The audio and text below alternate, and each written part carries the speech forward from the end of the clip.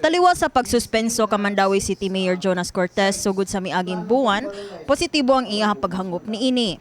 Iya kini nakita ang oportunidad nga mas mapaduol sa tao ug mas makita ang sitwasyon sa iyang mga konstituwente. Ang maong pamahayag giluwatan ni Cortes atul sa Open Line News Media Forum sa MyTV Cebu. Ako ning gidawat in a positive way ang ang kaning suspension. Para nako, this is a time for reflection unya nakapakuan sa nako made me stronger as a public servant.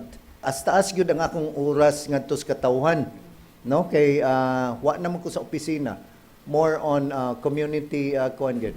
Kainomduman nga ni Mando ang Office of the Ombudsman sa pagsuspenso kang Cortes sulod sa usa ka tuig without pay tungod sa grave misconduct. Nunot sa iyahang pag-apoy ni Camelo Basaka, isip officer in charge kun OIC sa City Social Welfare and Services kon CSWS. Gani naghuwat pa si Cortes og tubag gikan sa Office of the Ombudsman sa ilahang giduso nga motion for reconsideration niadtong Agosto 29 aron maminusan o tangtangon ang suspension. Asoy ni Cortes nga taliwa sa maong suspension, dayon ang ilang tandem ni Acting Mayor Glenn Bercede, isip mayor og vice mayor alang sa 2025 midterm election. Definitely, I will be running for mayor and acting mayor karon si Glenn Bercede magpakuan sad siya pasubli sa isip vice mayor sa Dakbayas Mandaue.